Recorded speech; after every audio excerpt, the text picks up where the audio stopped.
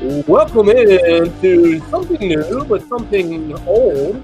This is the Joe Gaither Show. We are not on BCCentral. The Joe Gaither Show on BCCentral, Boston College on SI. We're very excited to have the first inaugural, the first standalone episode of the Joe Gaither Show on BCCentral. You can find us on Spotify, Apple Podcasts, and on Amazon. And we're very, very happy to be joined by the Boston College on SI correspondent, Kim Rankin. You can follow her on the Twitter machine at KMRankin1 for all of her Boston College coverage as we get it fired up on BCCentral. Kim, how are we doing today? I'm doing good. I'm really excited. I know we did a little episode last week, but I'm excited to have, the inaugural show today and officially kind of get your show going on BCCentral. I think it'll be a really, really good addition to the site, and I'm happy to be a part of it. Yeah, I'm really happy to be a part of your site as well. So thanks for having me. For those who might have missed it, we did have an episode where we talked about spring football just a little bit, Bill O'Brien and Boston College on the BCCentral sites, and you can go find those on the BCCentral websites, but we will re-hit on some of those topics going forward on the standalone Joe Gaither Show on BCCentral / Boston College on SI. So subscribe to us on those platforms, the Joe Gaither Show on BCCentral, on Spotify, Apple Podcasts, or on Amazon. And you can always find us at KMRankin1 and at Joe Gaither 6 on the social media machines. Today, what I want to do is take a small step forward. It's still June. We've got, 66, 65, 64 days, depending on when people are listening or watching this show, until kickoff, college football kickoff. But I want to get an initial read on Bill O'Brien's first year in charge. It's been a long time since he's been a head coach at the college level, but he did have the Penn State Nittany Lions riding high before he left for the Houston Texans. So we'll see how quickly or how long it'll take him to get Boston College back, back to some prominence. There were a couple of years where they were doing pretty well, and so we'll see if they can do that. How does that sound, Kim? We'll go game by game and predict Boston College season. We'll see or predict where that's going to land them in the ACC standings, and then see what kind of the bowl / postseason outlook that might give them. Yeah, let's do it. All right, sounds perfect. We're going to start, oh my gosh, with a monster. The schedule makers must hate Boston College. So Monday, September 2nd. That's not going to be Labor Day? Labor Day night, yeah. Oh, wow. Everybody's eyes are going to be on Boston College at Florida State. And, of course, Florida State getting the snub, the short end of the stick last year from the College Football Playoff Committee. They're probably going to be fired up. We're just going to throw each game at you, and then I will respond. I don't want to influence your decision in any way. I know you have your own notes, but I don't want to contaminate the jury. Boston College at Florida State, Monday, September 2nd, 7:30 on ESPN. How's this game going to go for the Eagles? Yeah, probably one of the worst draws you could get in week one of, opening night, Labor Day night. I think it's a good test for the Eagles because I'm always an opponent of playing maybe a good team or a hard team right off the bat. So you kind of know exactly what you need to improve on early on. That way, maybe you don't get stuck in a mid-season slump or whatever. But I think Florida State's going to win. I know they've got a lot of question marks. They lost a lot of players, especially their quarterback, Jordan Travis, but they lost tons of players to the draft and the portal. And yeah, it's at Florida State. That is why I think they're going to lose. I mean, the environment there, regardless of how they're going to look, is very hostile, very loud, very, very big. And I just don't think Boston College can handle, that type of environment that Florida State gets at. They're one of the toughest places to play in college football for a reason. I think they're going to be really mad. It's really the first time they're able to really show that they're mad about what happened last year, about getting snubbed out of the college football playoff against Alabama. I know the players tried to make a statement and they were very loud on social media. I think some politicians even tried to do some laws or whatever, but this is really the first time they're going to be, playing another football game in their home arenas or in their home stadium since that happened. And I think Florida State pulls this one out and Boston College loses their first game of the season. Yeah, unfortunately, I'm with you 0-1. I mean, not only is Florida State talented, but they're going to be highly, highly motivated to make some statements throughout the year, and this will be their first chance. So I do think it's going to be a tough outing, a tough first game for Bill O'Brien. But you come back next week. I mean, it will be a little bit of a short week. Wrong tab. Boop, boop, boop, right there.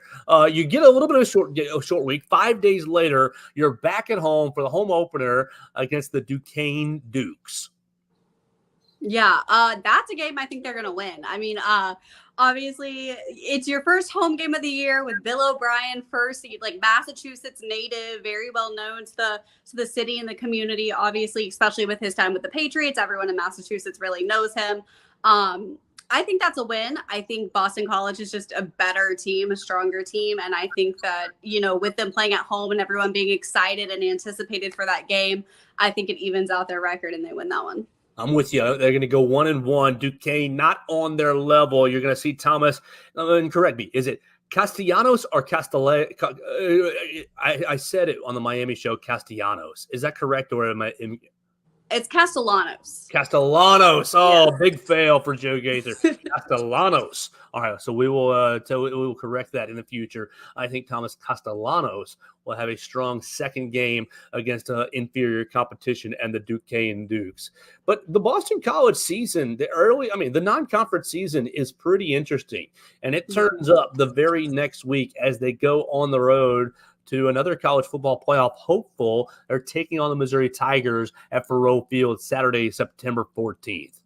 Yeah, I think that's going to be a loss too. I mean, I think it's going to be close. I don't think, it's going to be a blowout or anything like that, but Missouri is just a really, really good SEC team. I mean, they have slowly and quietly become one of the top teams in the SEC East and a threat to really anyone in the SEC.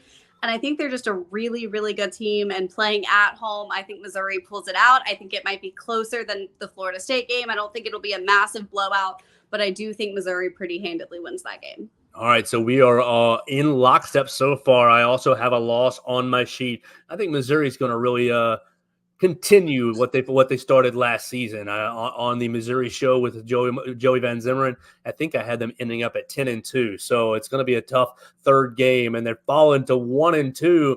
And it doesn't really get a whole lot easier, except for the fact that they return home. They bring in the Michigan State Spartans for Saturday, September 21st. Yeah, and this one could really go hit or miss. I know Michigan State is one of those teams that sometimes is really good and sometimes is really bad. But they were actually not very good last year. They went 4-8. They've got a first-year head coach too. I feel like Boston College is going to win that one. It's at home. It's their special red bandana game. And so I think with just kind of everything going on, I think Boston College pulls that one out and wins it and goes back to 2-2 on the season. All right, before the show, I said, I have one question mark on my schedule, and I scratched it out. It was right here. I scratched out the question mark, and I put a win. I think that Michigan State is still in a building phase from moving on from Mel Tucker. I know they hired the coach from Oregon State, but going over to Boston, and as you said, the pageantry and emotions that weekend, I think will carry them to a win. So you're back to 500, so you're not doing terrible, Bill O'Brien. We're swimming right here through the college football season. And then the Western Kentucky Hilltoppers come to town Saturday, September 28th. Yeah, I think that one, I think Boston College pulls that one out too. I think it'll be a close game. Obviously, Western Kentucky is one of those teams that, they're considered maybe a cupcake team a little bit to some, but they also are very, very, they play these top teams. Like I know they play Alabama week 1 too.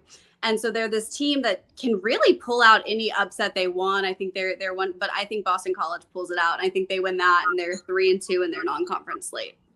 All right, so Western Kentucky last year had the 47th overall offense in the country, and I think that's really their calling card, is they're going to bring in a high-flying offense. So you look at the Boston College defense, and we've talked about Cameron Martinez and some of the transfers that they brought in.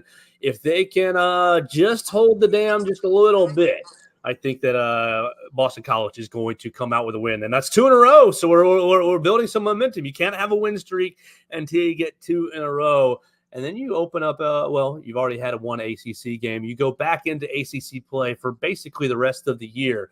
On Saturday, October 5th, the day before my birthday, at Virginia.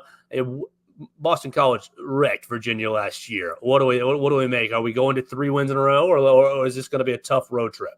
I think we're going to 3 in a row. I mean, Virginia is, again, one of those teams, kind of like Michigan State, where sometimes they can be really good, sometimes they can be really bad. But they went 3-9 last year. Boston College smoked them in the 20 and they're in 2023, and Boston College is 7-1 all time against Virginia. They've only won one game. Virginia's only had one win against Boston College. So I think that one, even though it's going to be a road test, I think it might be somewhat close, maybe because it's a road game.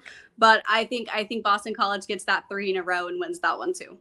I'm with you. I've got 3 in a row, and so now Boston College, Bill O'Brien, you're at 1, 2, 3, 4-2. So it's a pretty good little start to the season after 6 games. Let's pause right there as you got a bye week at 4-2. How are the Boston College faithful feeling about the start of the season? I think they'll feel good.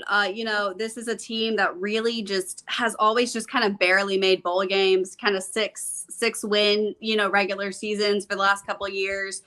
Even though they are kind of an upset contending ACC program, they still they've never really had that chance to really make noise, and especially with the expanded playoffs.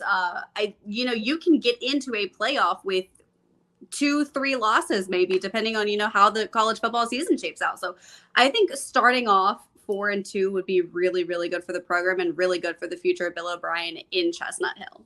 I agree with you. It'd be a nice, exciting time. But then you have a Thursday night game, and no one does Thursday night like Virginia Tech. I believe when I was a kid, they were one of the first marquee programs to embrace that as their evening. So Thursday night at Lane Stadium, you're going to get the Enter Sandman. Virginia Tech had really, really put it to Boston College last year. What's going to be the outcome for Boston College this season? Yeah, I think their 3-game winning streak ends right there. I think, if this was being played in Chestnut Hill, then I think they'd have a chance. But the fact is that Thursday night at Virginia Tech with just kind of that environment. And I think, they're very similar in the rankings. I think they both went 7-6 last year, if I'm not mistaken. But I think Virginia Tech is just a better team. I think they're a stronger team. And I think Virginia Tech pulls that one off, and that gives Boston College their 3rd loss of the season. Yeah, I'm with you there. It's going to be a tough road trip, and I think that Virginia Tech is going to take a big step forward with Kyron Drones in his, 2nd year and under center for Virginia Tech. You go back home, though. It's not all bad. You go back home, you get a little bit of a weird night. It's going to be the first time of the season that Boston College is playing on a Friday night. It'll be Friday, October 25th, and that's one thing the ACC is kind of doing this year to kind of get themselves on TV, which I think is great. You got to be creative when you are the 4th of the 4 power conferences. Back home, Friday night against the Louisville Cardinals. Yeah, actually, you just talked about a game being before your birthday. That game is on my birthday. Oh, man. Yeah, my birthday is October 25th. So happy birthday. Thank you. Maybe I'll go up there for fun for my birthday weekend and see if I can see a game. Louisville is one of the really big question marks I have for them. They're a really good program, but they lost a lot of players in the offseason. They lost their quarterback. They lost their 2 of their running backs, their top 2 running backs. They lost their top wide receiver. I have Boston College coming out of that with a win, but that is a very hesitant win. I think that game could really go either way. I think what kind of pushed me over the edge on that one was the fact that they lost multiple players and the fact it's homecoming and at home. And I think people are going to be really excited and amped up on a Friday night, maybe versus a 11, 2:30 or 3:30 game because it's Eastern time.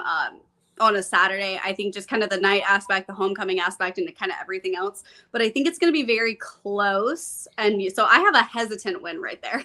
Okay, well, I have a loss, but you're making a great case for a win. I'm going to stick to the L on my sheet, but I think you've made a really good case that it's going to be a great Friday night game in the ACC. Let's stop right there real quick because the next bye week is upon us, and just ask you your opinion on 2 factors. 1, the double bye week coming to college football this season, and 2, the ACC adopting Friday night as maybe its marquee evening.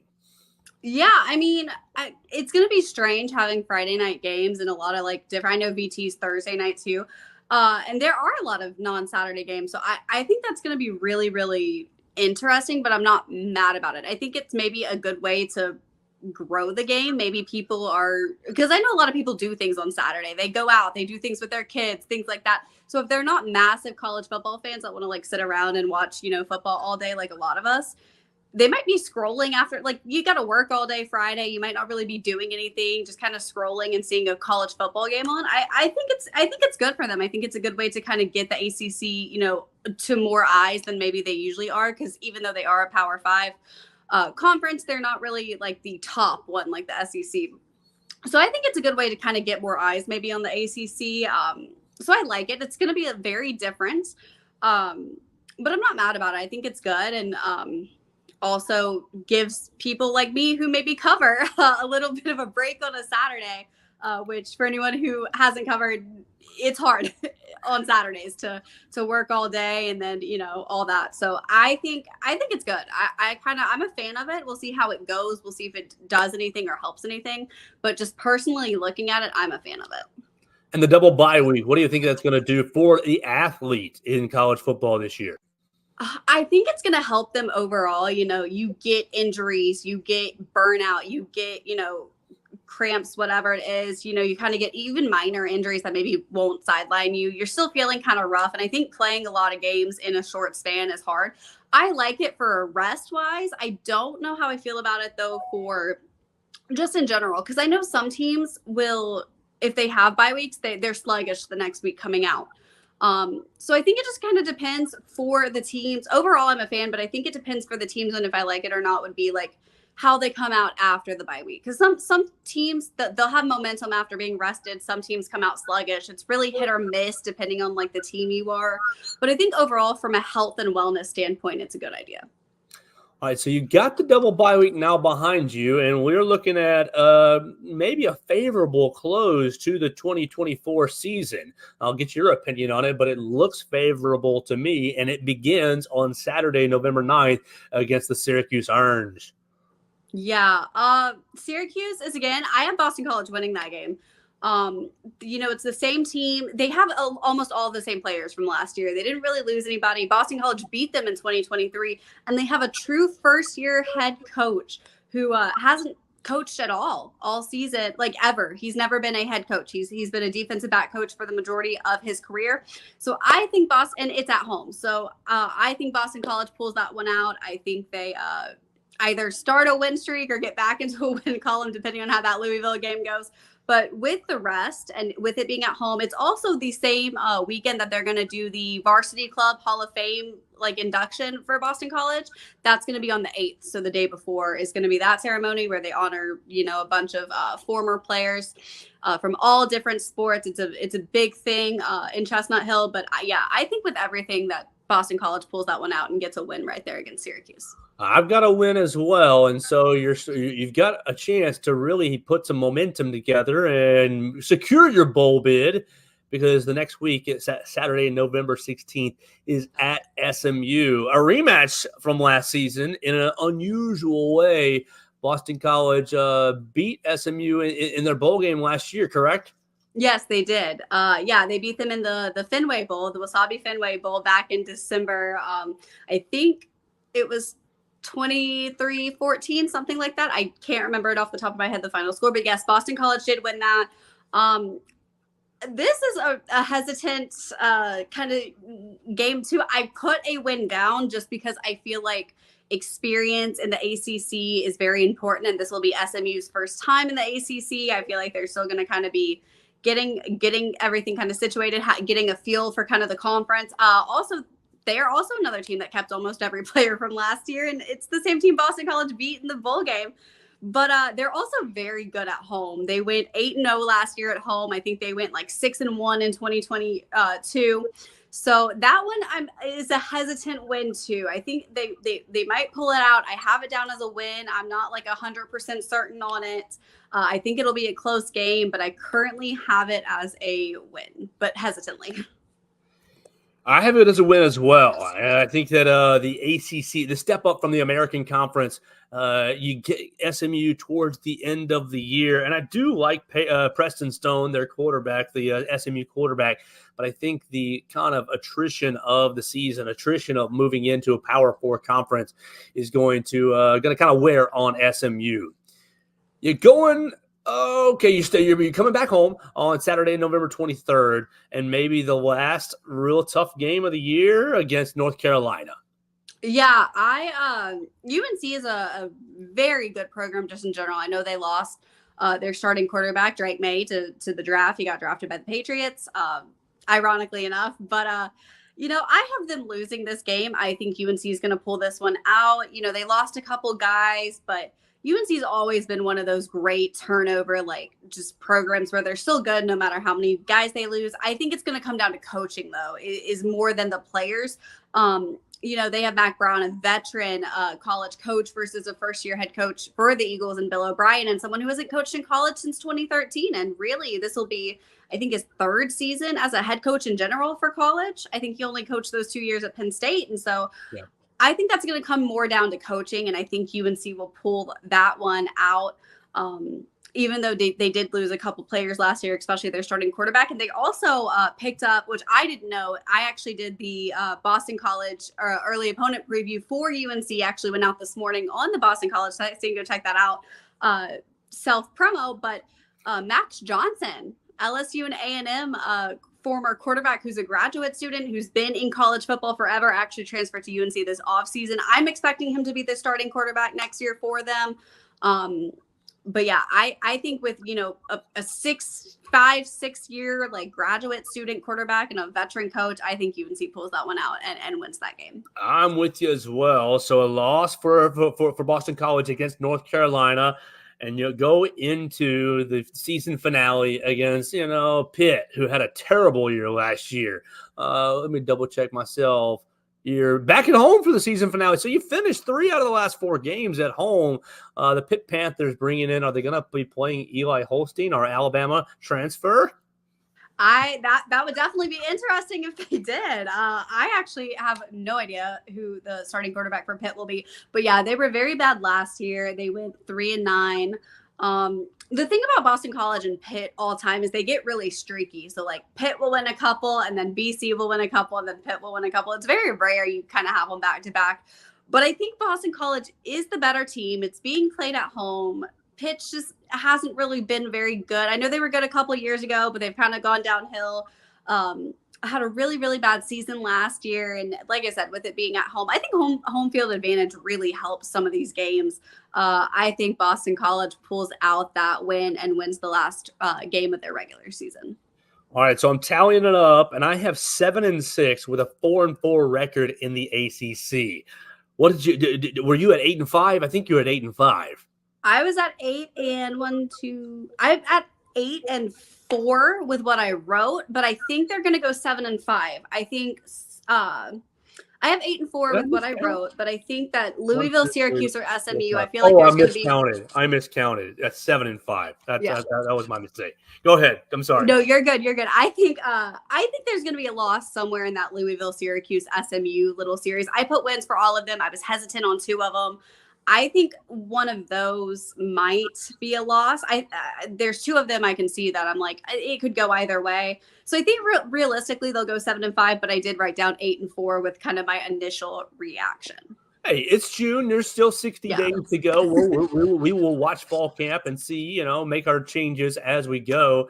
I think if you're Bill O'Brien and you've gone 7-5, 8-4, I think that you're riding high, feeling really, really good. Now, unfortunately, that's not going to be good enough to get into the ACC championship. I'm looking at the standings. Clemson, Duke, and Carolina all went 4-4 last year. That put them tied for 6th in the ACC. No divisions this year, so you'll play, 4-4. That puts you right at 4th, 5th, 6th in the ACC. But you're going back to a bowl game, and I think that, from my perspective, that might be the goal.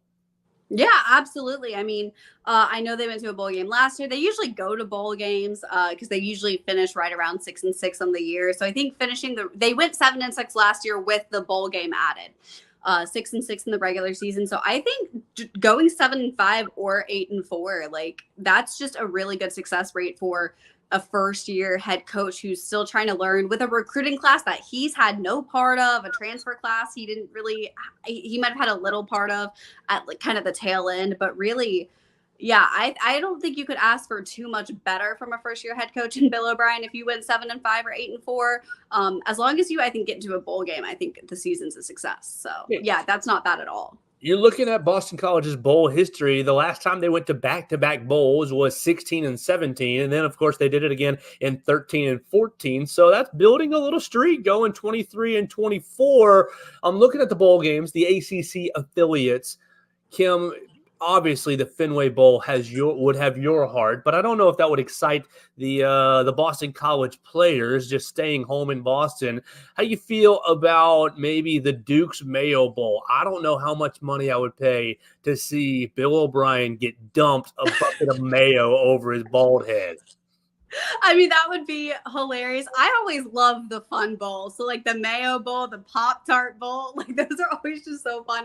I know some college football fans hate them, hate the like corny bowl games and the corny, like I know when the big Pop-Tart happened last year and everybody was obsessing over it.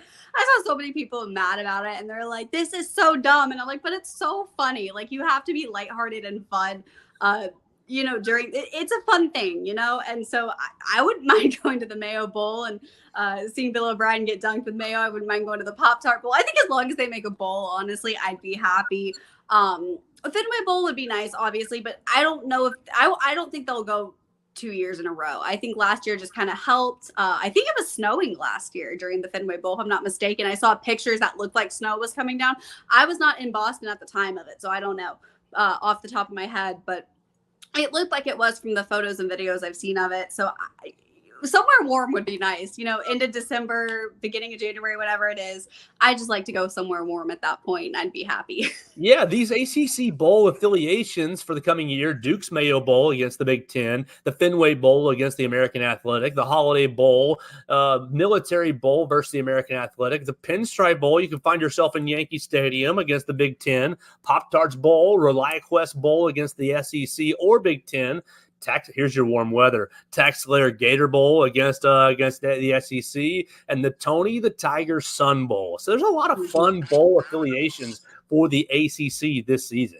Yeah, and you know what? If we do end up going to the Pinstripe Bowl, I will make sure to not wear anything Red Sox because I think Yankee Stadium's a cool stadium. I'd love to see it. I don't think I could actually walk in there in Red Sox stuff, though, even for a college football bowl. So I'll be sure to not pack anything Red Sox if Boston College ends up heading that way. Well, Kim, thanks for your time. We're going to keep up with you on BC Central. We're going to keep up with you at Kim Rankin 1 on the Twitter machine. Make sure you read her stuff as Bill O'Brien gets year number 1 started right there on Boston College on SI. You can just type it right into your Google machine. It'll come right up. And we're excited to keep this show rolling. We'll be back for another week next week. Kim, tell everybody what you're working on this week on Boston College on SI.